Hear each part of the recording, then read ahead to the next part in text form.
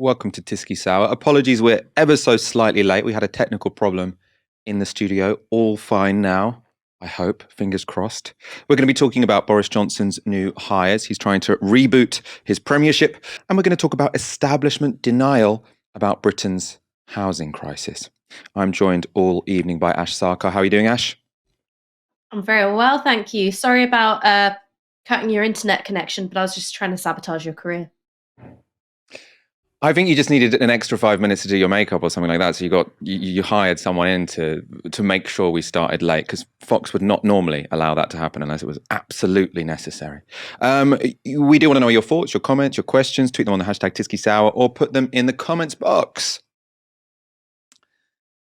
Boris Johnson's new Director of Communications has been hired to save the Prime Minister. His task is to seek forgiveness from a public who feel deeply insulted by rule-breaking parties in Downing Street. His strategy is to increase the level of banter. This morning, Geet O'Hari was filmed entering Downing Street. Morning, Gito. Good morning. Well, You looking forward to taking on the job? I am. Are you a bit cold? What's the first thing you're going to do today? Give healthy snacks and mineral water to the staff. Cheers. That was Hari making what seems an obvious reference to the multiple visits Downing Street staff made to Tesco to buy booze during lockdown. Hari is suggesting that with him on board, a detox will begin. The new press chief has also given a pretty odd interview about his first day in the job. Speaking to a Welsh language newspaper, he said, "I walked in and did a salute and said, 'Prime Minister, Geet O'Hari reporting for duty.' And he stood up from behind his desk and started taking the salute. But then he said, 'What am I doing? I should take the knee for you.'" That was a reference to Hari losing his job at GB News after taking the knee. Hari then goes on. "I then asked, 'Are you going to survive, Boris?' And he said in his deep voice, slowly and with purpose, while singing a little as he finished his sentence, 'I will survive.' Inevitably, he was inviting me to say, 'You've got all your life to live.' And he answered, 'I've got all my love to give.' So we had a little blast of Gloria Gaynor. No one expects that, but that's how it was." Got one more for you, one more quote for you. "Everyone's focus has been on recent events that have caused a lot of hurt, but in the end, that's nothing to do with the way people voted 2 years ago. He's not a complete clown, but he's a very likeable character. He is not a vicious man, as some misrepresent him." So, according to his new Director of Communications, Boris Johnson is, quote, "not a complete clown." Laura Kuenssberg tweeted out Hari's comments, to which First Minister Nicola Sturgeon replied, "So many people still struggling with the impacts and trauma of COVID, or worrying about the spiralling costs of living. But for Boris and co, it's all just a bit of a laugh. This isn't funny. In the current circumstances, it is offensive." Ash, do you think Geet O'Hari will be pleased with his first full day on the job? This might be a little bit contrarian, but I think that he will be, and I'll tell you why. I don't think it's an accident that the first things we're hearing from this new Director of Communications are jokes, banter, absurd, make light of the whole thing, and present Boris Johnson as somebody who is holding everything lightly. Because think about everything that's happened so far in terms of the handling of Partygate. You had Allegra Stratton being sacked for simply making a joke at a time when we were supposed to believe that no parties had taken place. But Boris Johnson was just as angry as the rest of us were that anyone could make light of the rules being broken. Then you had these strenuous denials, which morphed into something else. Well, I had a sincere belief it was a work event. I guarantee that the rules were never broken, but if they were, it was entirely within the rules, all the way to let's wait for the result of the Sue Gray inquiry and then the Metropolitan Police inquiry before I can tell you whether or not I attended a party at my own flat. Now, all of those things obviously went down like a lead balloon because, quite frankly, nobody could take Boris Johnson's attempt to take this seriously, particularly seriously, because these were absurd lies that the public were supposed to swallow. So I do think that this is part of a bit of a strategy on Hari's part to try and neuter the story by turning it into something which is a bit more like an in-joke. some light entertainment and taken away from what the core issues are, which is that number one was the Prime Minister attending rule-breaking parties in his own workplace, in his own home, at a time where the rest of us were having to abide by the rules. Other people were having to miss the funeral or, dying moments of their loved ones. And two, to what extent did Boris Johnson deliberately mislead Parliament and the public? I think that this is an attempt to try and move things on to this is a bit of a joke and resurrect this image of Boris Johnson as being kind of Tiggerish, effervescent, likes a laugh, funny. Oh, sure, God, he's landed himself in it again, but that's Boris, isn't it? I think that it is actually a concerted attempt to get onto familiar territory. That's interesting. No, I accept that as a possibility, and it is very, very unusual for someone who works as Director of Communications to give an interview to a newspaper. They're not normally people who are supposed to speak publicly, so to sort of to go out and say that they sang Gloria Gaynor together and do that on the record, it does seem like something is going on that maybe has some thought behind it, because it's not an ordinary thing to do. At the same time, I'm not convinced the public are going to, respond very well to this all being treated as banter. Lots of people are very, very annoyed. And one person who does know that is a commentator speaking to Newsnight a month ago. It was Gito Hari. In the end, I would defend any doctor, nurse, medic who would gather at the end of a really stressful shift and have a glass of wine together before going home. But this is not those people. These are the people who made the laws and prescribed those laws to the rest of us, and then did not live by them. Other people were fined because they didn't obey these laws. And at one level, it is a mad diversion from big affairs of state. But on another, it goes to the heart of what people care about. But are you also hearing that there might be other things that will come out which will show that there's a real problem in the Downing Street operation, or has been? Well, I think we can safely assume that there were many more gatherings like this, because, it seems to be a pattern. Yeah, and somebody needs to put them in sort of context and explain, yes, maybe they're unforgivable, but they're also understandable at the time in some ways. If your new job is to save a Prime Minister who even you judge has done something unforgivable, you can see why you'd resort to random jokes and humour. In more serious news, the living dead status of Johnson's government is having some potentially dire policy consequences. It had been planned that Johnson would today announce a plan to reduce the NHS backlog resulting from COVID. That has been delayed, reportedly because the Treasury wouldn't sign off on the cash. ITV's Robert Peston reports.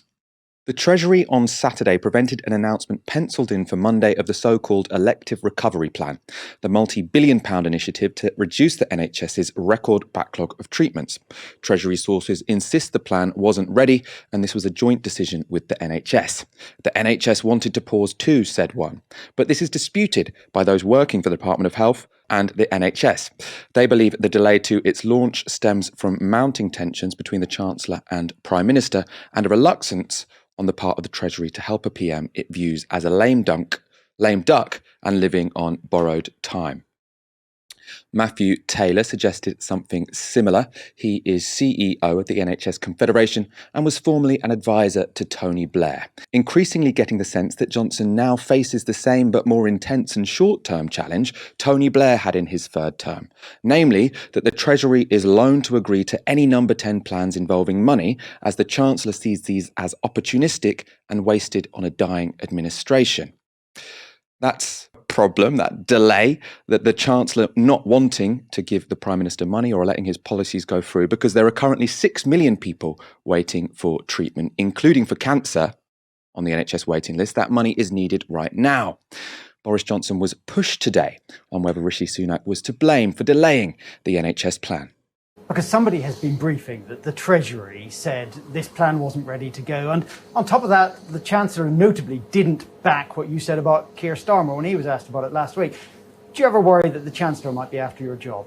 I think that what we're doing is working together across the whole of government to fix the COVID backlogs, which, believe me, is a massive priority for us, for everybody in the country. And, no doubt about the Chancellor's loyalty. Absolutely not. And what I would say is that it's thanks to the investment that we're able to put in, thanks to the sound management of the economy, everything that we did, if you think about it, all the looking after business throughout the pandemic, that's enabled our economy to bounce back so well, that in turn enables us to put the investment that we need now in the NHS.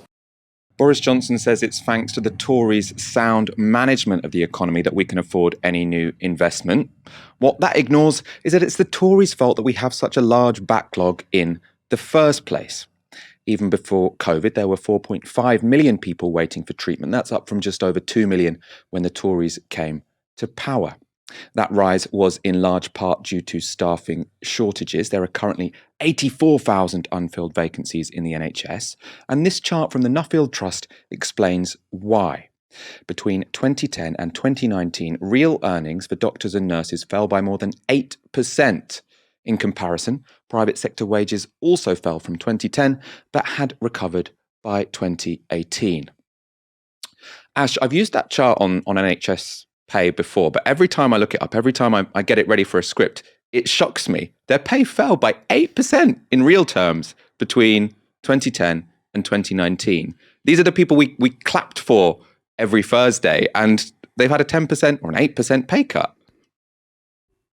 I mean, yeah. I think one of the things to understand about Tory strategy, it is punish the country and punish them some more until they keep voting Conservative. So it's like a business who, thrives on creating the situation of just like total chaos and misery, and then just sort of like mops up the opportunity of all these dissatisfied customers, not knowing that's them that's creating the problem in the first place. And so I think when it comes to things like NHS pay, one is that it means you've got a knock-on effect on the ability of the NHS to deliver some really core services. So if you've got low pay, it means you've got staffing shortages, you've got an exodus of GPs, you've got a real pressure on the number of beds available. That's going to have a knock-on effect on how quickly people can get treatment, or how good their treatment is when they are admitted to hospital, how long they have to wait in corridors, or how long they have to wait in ambulances. It has an impact on how quickly you can see your GP. It has an impact on just sort of the quality of care, the amount of time and interaction you get. And then because you're so dissatisfied with the NHS, and you're like, well, why is my tax going towards this? You go, well, I'm going to vote Conservative, or maybe I'll go private or something like that. I just want someone to sort out this problem. And the cycle continues of, the Conservatives being, at once, firefighter and arsonist. And I think that that's something which is quite key to understanding, I think, Rishi Sunak's approach when it comes to, I think, having this chokehold on Treasury funds and withholding it from Boris Johnson.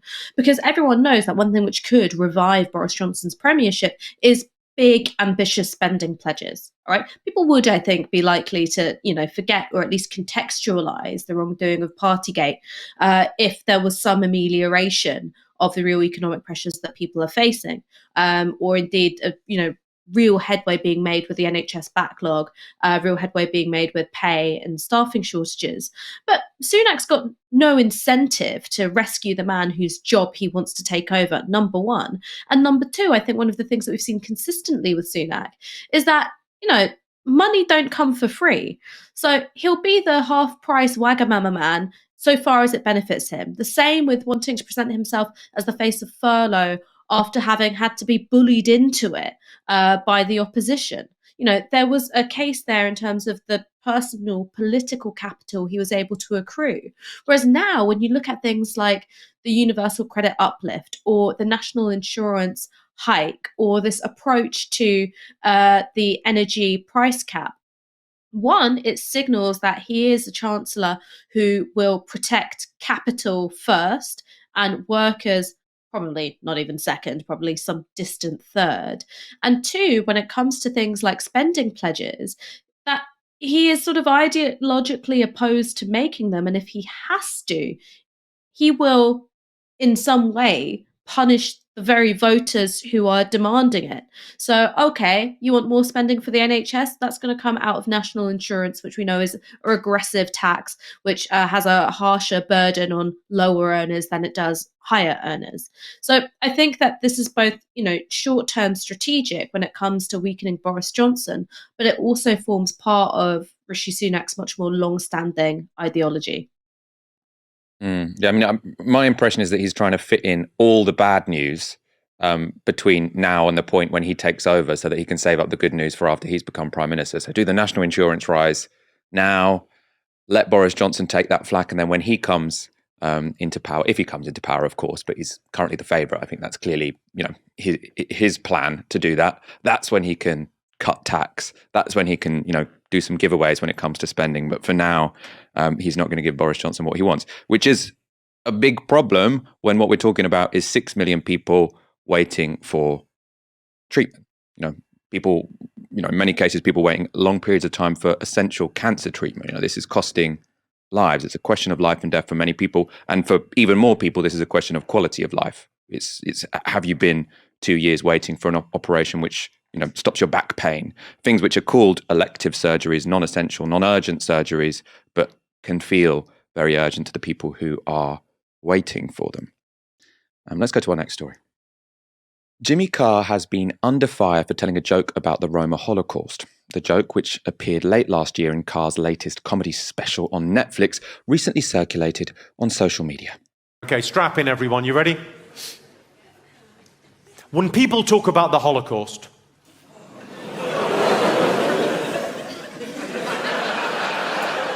they talk about the tragedy and horror of 6 million Jewish lives being lost to the Nazi war machine. But they never mention the thousands of gypsies that were killed by the Nazis. No one ever wants to talk about that because no one ever wants to talk about the positives.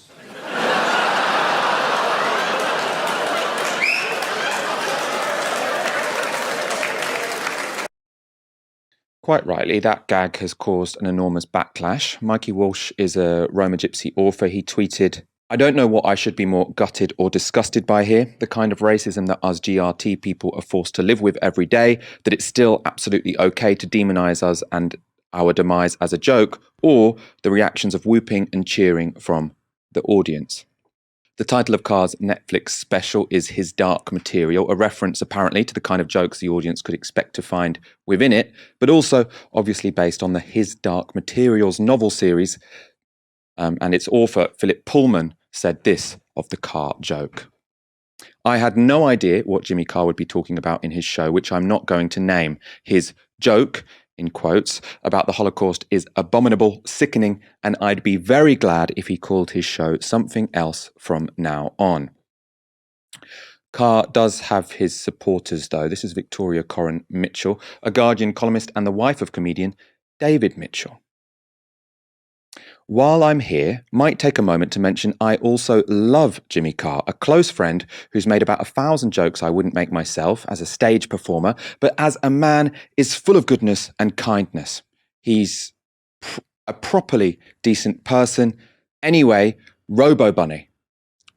I'm not actually sure about the Robo Bunny reference, but a properly decent person is what I want to focus on here. A properly decent person who just happens to make jokes about the genocide of a still deeply marginalised community. She's since decided to take a time out from Twitter, for good reason, I imagine. Also defending Carr is LBC's Nick Ferrari. Now, before I even play it, I would suggest anybody with the most working basic knowledge of Jimmy Carr knows that A, he's very funny, B, he's incredibly hardworking, C, he does go into dark areas. Okay? We all know that. So this is a subscription service. It's not like he's driving around the high street on the top of a bus shouting this joke at people. So you have to pay to tune in to hear someone who you know goes up to the mark and probably beyond it. And he's called it His Dark Material.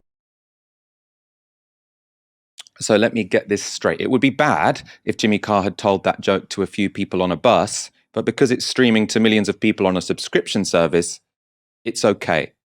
Also, what does Jimmy Carr being hardworking have to do with anything? That is completely missing the point. Health Secretary Sajid Javid has now commented too. Do you think they should have been allowed to broadcast that? Have you heard it? What did you make of it when you heard of it? I haven't heard it, this so-called joke, but I have heard about it, and if it is, as you say, someone trying to make light of the experience of gypsies or of Jewish people or others. I mean, that is not something that anyone should be. It said they never mentioned the thousands of gypsies that were killed by the Nazis. No one ever talks about that because no one wants to talk about the positives. Now, that's horrid. I mean, that is horrid, and I think I think we all have a right to react to that, and one of the best ways anyone can react to that is show these platforms what they think about Jimmy Carr by not watching or listening to him, and that will send him a very strong message. So Sajid Javid is encouraging a Jimmy Carr boycott. I think that is more than warranted on this occasion. Though, of course, it might sound a little hollow from a cabinet member in a government that's just passed the Anti-Traveller Police and Crime Bill. The Mirror have reported that Jimmy Carr broke his silence about the joke at a stand-up gig. They write, he was heckled by a woman who yelled, "Are we going to talk about the Holocaust?" Carr replied, "We are going to talk about cancel culture, the whole thing." The Mirror also reported these quotes from Carr. "We are speaking, my friends, in the last chance saloon. What I am saying on stage this evening is barely acceptable now. In 10 years, effing forget about it. I'm going to get cancelled. That's the bad news. The good news is I'm going down swinging. The joke that ends my career is already out there. It's on YouTube, Netflix, or whatever, and it's fine until one day it effing isn't." Ash, I want your take on all of this, this disgusting joke and the backlash to it and Jimmy Carr's defense. Oh my God, I almost don't know where to start, because I think that this brings together so many strands of British racist reaction. So the first thing we have is this joke. Now, in one of the early Downstream interviews that I did, I interviewed Frankie Boyle, and we talked about this concept of punching up versus punching down. And I talked about why instinctively I don't like rules when it comes to art or comedy. But what I do like is discernment. And you can discern really what the joke is here. The joke is that I, Jimmy Carr, can say something so horrendously racist, but you're still coming along with me, even though you know it's wrong, because I've activated what we all know to be a deeply held prejudice. And because we all know that this prejudice is deeply held and it's, kind of okay, and it's, the palatable form of racism, we can all sit here and have a really good laugh about it, right? That's what the joke is. And so as jokes go, I don't think it's particularly subversive. It's not challenging to power. I don't actually think it holds up a mirror to the audience's hypocrisy. What it is that it offers license to an audience to laugh cruelly at genocide, because we've all been raised with knowledge of the Holocaust. We've been taught about it at schools. It's very much off limits in terms of humor, unless you're an exquisitely talented comedian, and also probably you're from a background which was directly affected by the Holocaust. But unless you're those things, you can't do it. And what Jimmy Carr's identified is like, but you really want to. So there's nothing challenging, subversive, or dangerous in a positive way about it. What it is lowest common denominator comedy, which is identifying a vein of cruelty in your audience and exploiting it, tickling it, making it pleasurable somehow. And so that's what I have to say about the joke. And I think that a truly great comedian is aware of the nature of the laughter that they're inviting. And for me, very sadly, one of the people who embodied that once upon a time, and now of course he doesn't, is Dave Chappelle, who, when he was making the Chappelle Show, I think he was working on a sketch which involved him being in blackface. I think he was called the Blackface Fairy or something. You saw a white crew member laughing in a way which he just instantly knew. You're not laughing at me because I'm a comedian and I'm talented and I'm making you laugh. You're laughing because I'm doing something racist, and as a white person, you're enjoying that. And he walked away from the Chappelle Show. He left millions of dollars on the table. He was blacklisted from Comedy Central for years and years and years. Unfortunately, he now doesn't have that same discernment to what is the quality of laughter that I'm enticing out of people, particularly when it comes to the trans community. And so I think that is actually the responsibility of the comedian. That's something that Jimmy Carr didn't do.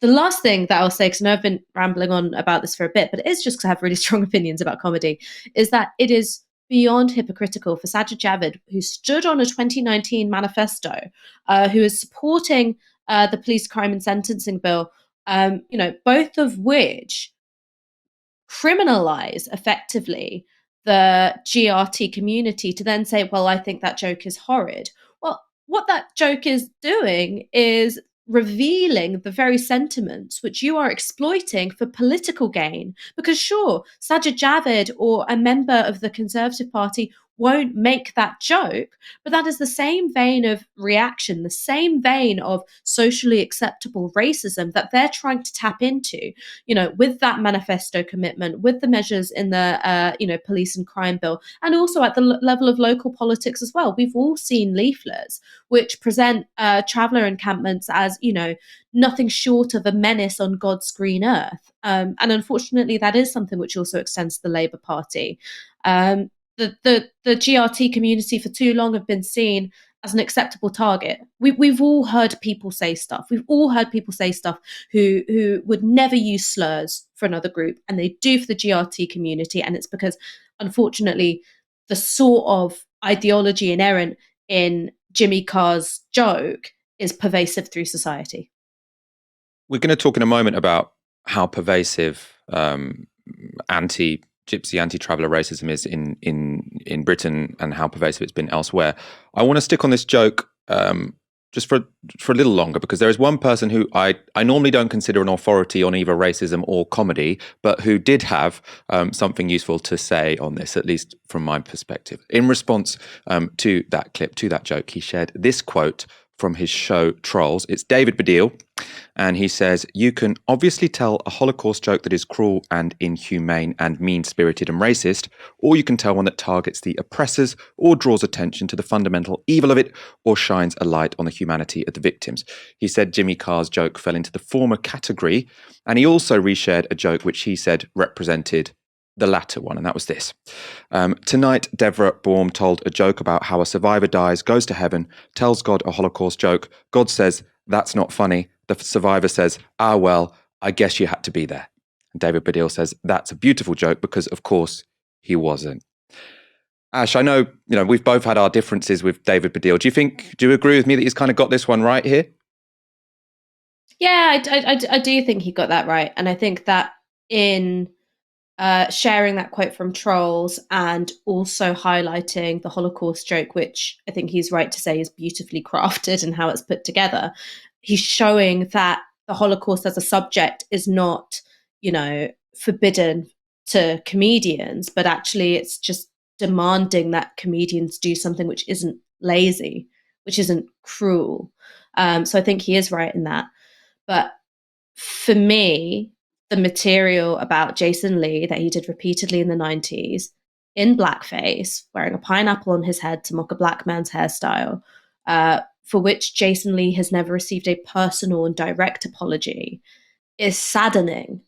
Is so saddening, because David Baddiel was clearly able to be incredibly insightful and empathetic and standing up for the craft of comedy. And yet, where his own actions have made him one of the cruel and inhumane and lazy comics that he so derides, he doesn't know how to make it right, which is making it right with the person who was the target of that racism in the 90s and who has had to live with the impact of that racism ever since.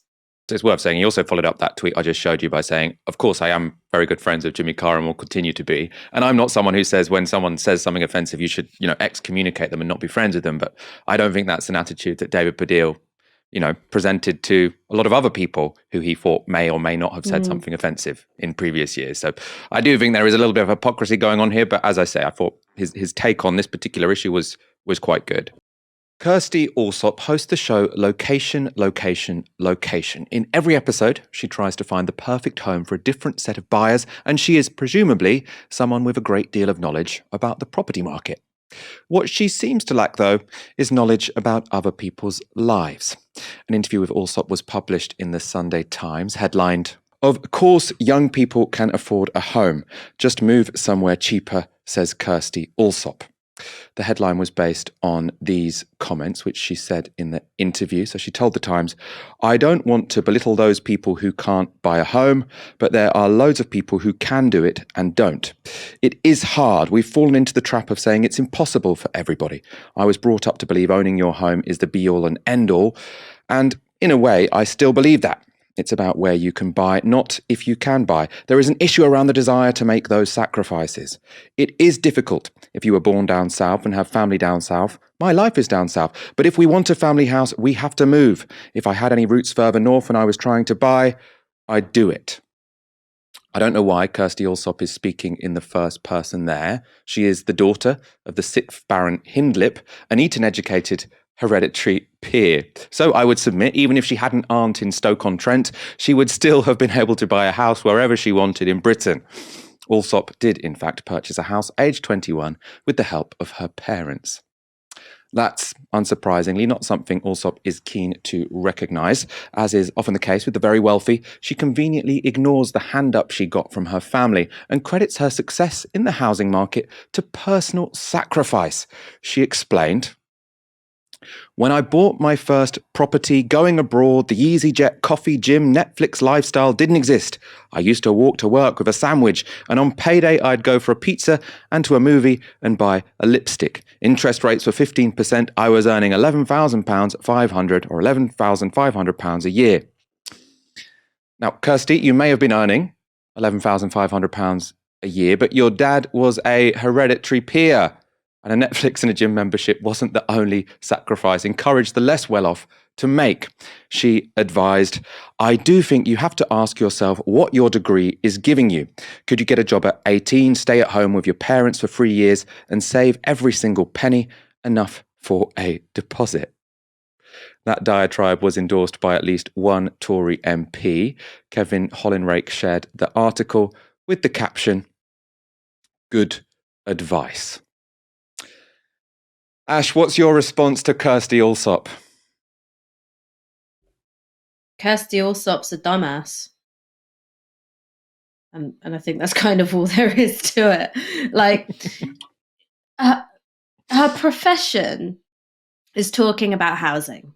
All right, that's her job. And yet she betrays such a breathtaking ignorance of the housing market that I almost think she's one of those people who turn up at a GP surgery one day and claim to be the new village doctor, and it turns out that they're a con man and they've got absolutely no background in medicine whatsoever. Because it's hard to imagine that somebody who has decades of experience talking about the housing market could be this underinformed about what it is that's stopping people from buying. Because sure, you might have been on 11,500 and interest rates might have been 15%, but at the time that Kirstie Allsopp was buying a house, incomes and house prices were, kind of like this. Now they're absolutely like this. They have diverged hugely. And in fact, when it comes to other aspects of the cost of living, not just housing, but things like, the cost of public transport, the cost of commuting to work, energy prices that we're seeing this year, it is very expensive. Right? It's expensive to live. It's expensive to just do those basic things that you have to do in order to, keep yourself alive and be a productive worker who can bring home a paycheck. You've then got the way in which the housing market then deepens the cost of living crisis. Because housing is an asset first and foremost, before it is a home for people, it is a home for money, right? To exploit and make your money grow. You have a vicious cycle of buy-to-let landlords scooping up the housing stock and renting back to people who have not been able to save up that deposit at increasingly extracting rates, which mean that people are less likely to be able to save up for that deposit because it's, a third to half of their salary going on housing with a decreasing rate of return for what it is that you can get for it. You then have the third thing, which is, well, why don't you just rely on the bank of mum and dad? Well, you might not have a bank of mum and dad, Kirstie. Some of us don't have dads who are barons, which I know might be shocking to hear. And you simply don't have the ability to go, well, I'm going to live at home cost free, thus pushing all of my living expenses onto my parents and save up every penny from this imaginary well-paid job that you can get at the age of 18 without a university degree. Again, it's pure fantasy. And then you've got the last thing, which is, well, why don't you just move somewhere cheaper? Right? Why don't you just move somewhere cheaper?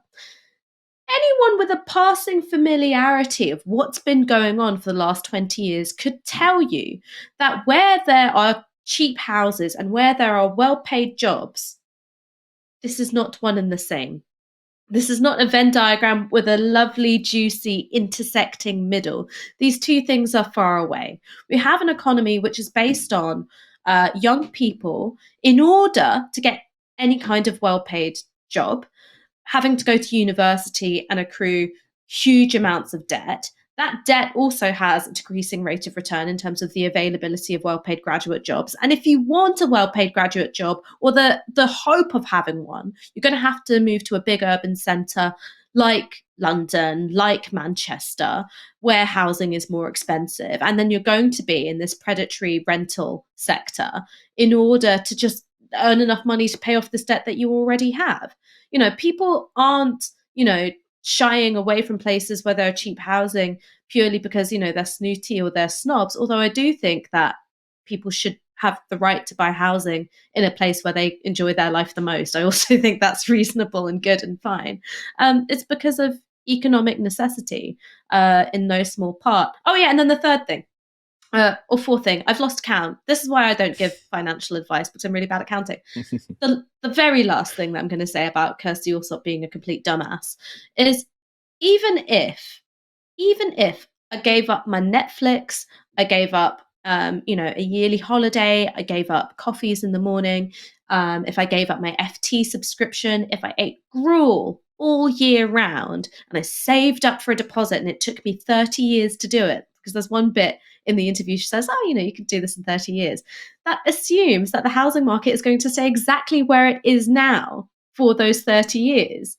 That's not true. In the area where I am, which is, a rapidly gentrifying area now because people are being pushed out of the trendy bits of Hackney and, pushed up from the trendy bits of Islington. They've discovered the existence of Tottenham. There are some houses which are increasing in value by about 30 grand a year.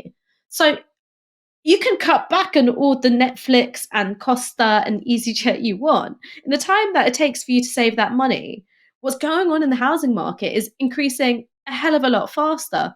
So, yes, I find it difficult to keep track of counting. I struggle to work out the difference between 3, 4, and 5 when I'm listing my points.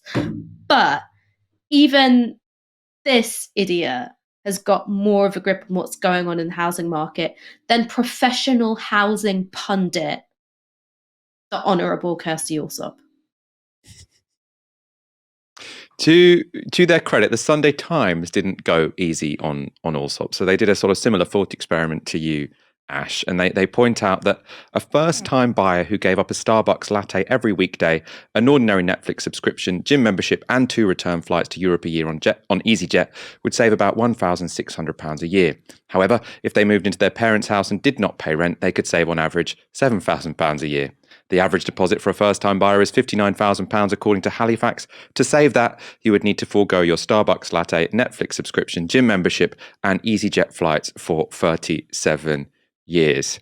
So I think the 30 years you were referencing there, Ash, that was actually said by the Times, not Kirstie Allsopp. But as you say, it could be more than that if you live in one of the many parts of Britain where house prices are rocketing every year.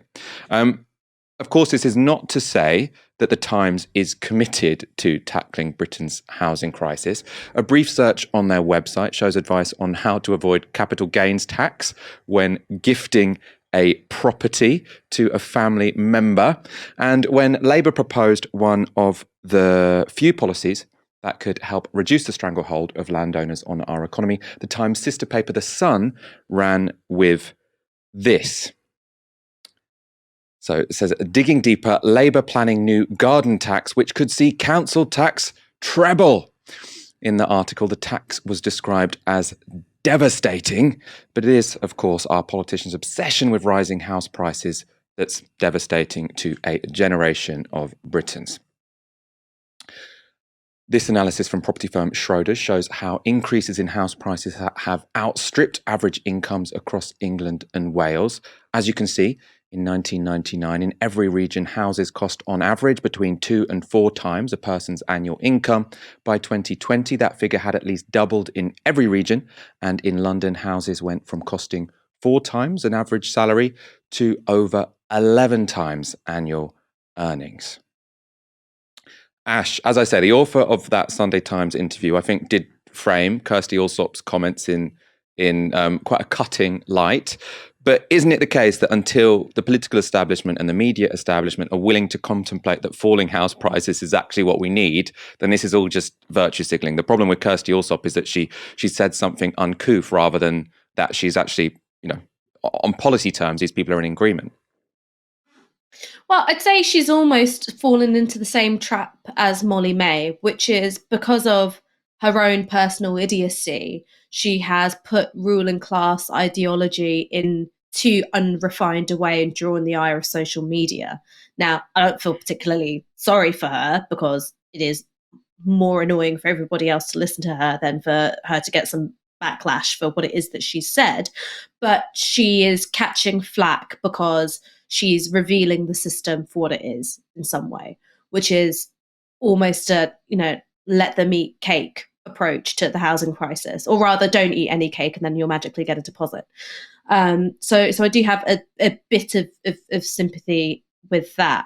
The thing that maybe I would say about falling house prices and the collective delusion that you can somehow resolve what's wrong and broken in the housing system without them is that part of why there is so much investment in an economic settlement, which sacrifices absolutely everything else in the economy in the interest of asset price inflation, is because if you are an older person, you're approaching retirement or you're at retirement age, and you're looking at a longer life because people are living longer, and you're looking towards the period of time where you might need care because of the absence of a socialized care system.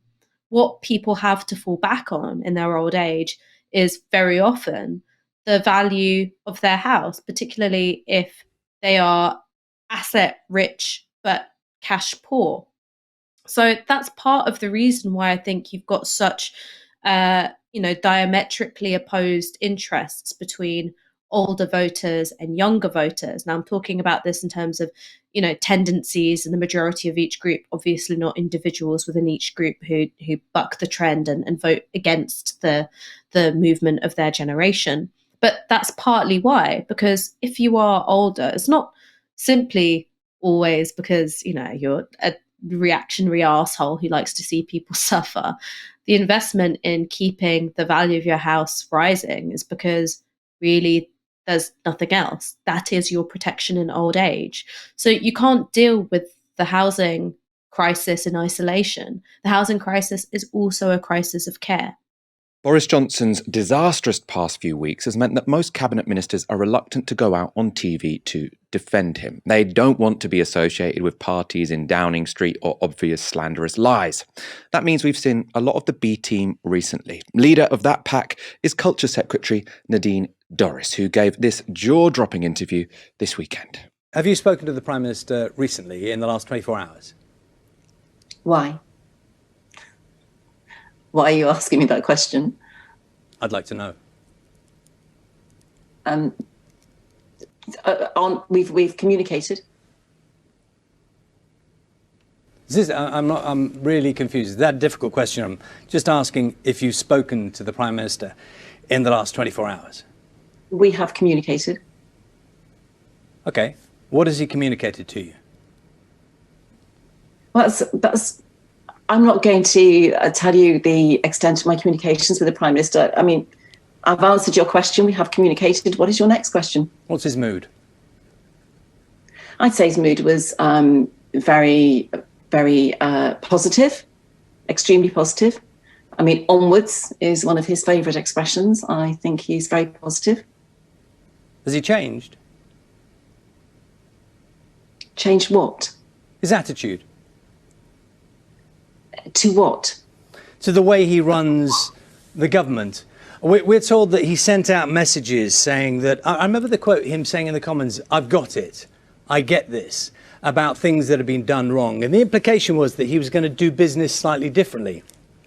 Indeed, he sent a letter to backbench MPs saying there's going to be more interaction. So my question is a pretty fundamental one, which is the impression we're supposed to take now that Boris Johnson admits that things should have been done differently, and I think that's his words, and I'm not trying to change any meanings around that. The implication of that is somehow a different Boris Johnson is emerging. Is he exactly the same in your book? So your question was actually very open-ended and non-specific. But what I would say is that the Prime Minister, when he appeared before the 22 committee last week, promised change. And I think anybody who picks up a newspaper or reads a newspaper, sees a television news bulletin can see that a huge amount of change is underway at present, particularly in number 10. Ash, I have to say, the one thing that I think I'll be a little bit disappointed about if and when Boris Johnson resigns is that I doubt performance artist Nadine Dorries will remain in the cabinet. Those years that she spent at RADA really paid off, you know? She plays the character of dunder-headed reactionary so well, it's almost hard to tell where she ends. And, you know, this beautiful creature she's given birth to begins. It's like Daniel Day-Lewis, you know, in his prime, truly going method. I really struggle with Nadine Dorries, and I think it's also quite important to talk about the two sides to her today because of what's happened with Keir Starmer and David Lammy being harangued by far-right activists peddling the Jimmy Savile smear, which is, on the one hand, she is this meme. She is capable of delivering faces and media performances which are so stupid, quite frankly, that you just want to watch more and more. It's car crash TV, and I think that she's got some awareness of it, and she's able to take up that space in broadcast media where if she'd given a more conventional performance or one that actually tried to answer questions, you know, she'd be landing herself and her government in more trouble. She knows how to create distraction out of her own incompetence, and there's a weird form of talent to that. So that's the degree in which you can go, this is intentional. But then when you look at how she has conducted herself on social media, particularly when it comes to parroting far-right lines and even conspiracy theories. She retweeted an account which falsely claimed that you could be given benefits for having multiple wives if you're a Muslim. She was trying to hold Sadiq Khan, Mayor of London, accountable for grooming gangs in Telford, which, as far as I'm aware, he is not the mayor of. She has retweeted Tommy Robinson before. And then when she was pulled up on the Jimmy Savile line directly, she was going, I don't know. I'm not in possession of the facts. I couldn't possibly.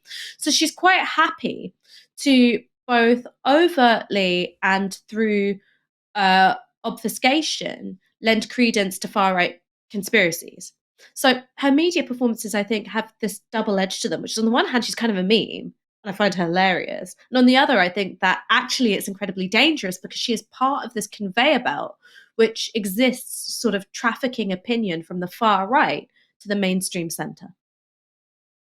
Let's actually show one more Nadine Dorries clip, which actually very much encapsulates both of those angles. We didn't cover this one at the time because it aired during one of our live shows, but this is Nadine Dorries answering a question after Boris Johnson had told that lie about Keir Starmer in Parliament. One of the things the Prime Minister said today in the House of Commons that was basically untrue, and clearly untrue, was his allegation that Keir Starmer was responsible for not prosecuting Jimmy Savile. How can you have a Prime Minister just repeating fake news like that? I have no idea the background of Keir Starmer, and I know it's that not true, and the Prime Minister know. repeated it. It's an old meme that's just repeated by. Well, you know, there were things that Keir conspiracy Starmer theorists. said that someone who was the former Director of Public Prosecutions shouldn't have said at the dispatch box. He didn't say anything that wasn't true. He shouldn't have prejudged what a Met investigation He was didn't going say to anything find. that was untrue. Well, Boris Johnson said something that was untrue. He said things he that were misled the House inappropriate. today. I don't believe that's the case. Well, it is what you're saying that Keir Starmer was responsible. I don't for know. not I don't know the details. Well, that's what the Prime Minister said. Well, you haven't heard He your shouldn't word have for said it, should he? Well, I think there are lots of things that Keir Starmer shouldn't have said. Well, there are clearly things that he said that aren't The true. Prime Minister Now, whether tells the truth. whether they were deliberate lies or not has yet to be established. But he's clearly said things to the House that were not true. The Prime Minister tells the truth. Ash, I mean, you see what I was saying? That's both sides of those things. It's a very memeable clip, but at the same time, she is defending, in that case, you know, Boris Johnson telling a far-right lie, which is that Keir Starmer somehow has responsibility for Jimmy Savile's paedophilia. And that's the thing, is that some of the worst behaviours that you see in the Tory party, particularly where they are pandering to the far right or using their lines, you can never quite tell if it's through ideological affinity or opportunism or both. And I think that this was a moment of opportunism for Nadine Dorries, but her conduct on social media does also suggest some ideological affinity. And so that's where I think that it's important to hold two things at once. One is to sort of look at that very cultivated aura of like buffoonishness, car crash TV, can't pull your eyes away. And the other is thinking about, well, what is this giving political legitimacy to? Because it does have, unfortunately, real world effects, as we saw today with the kind of horrible harassment of Keir Starmer and David Lammy. It's getting late. Let's wrap up there. Ash, it has been an absolute pleasure speaking to you this evening. Best part of my week. And thank you so much, everyone, for tuning into Tisky Sour tonight. We'll be back on Wednesday at 7 p.m. For now, you've been watching Tisky Sour on Novara Media. Good night.